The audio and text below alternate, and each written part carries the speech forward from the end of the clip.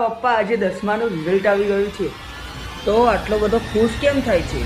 જાણે કે તું તો પાસ થઈ ગયો હોય. હવે મને ખબર જ છે કે તું નપાસ જ થયો હોય. અરે પણ પપ્પા મારી વાત તો સાંભળો. તું તારી વાત સાંભળું. 4 વર્ષથી તું 10મામાં ફેલ તે તો વર્લ્ડ રેકોર્ડ બનાવી નાખ્યો છે. અને રખડવાનું તો આખા ગામમાં પેલા લુખ્ખા દોસ્તની સાથે. ખબરદાર જો તું એને હવે મળ્યો છે તો જો આવી ગયો. શેતાનનું નામ લીધું ને શેતાન હાજર. શું છે તારે હવે?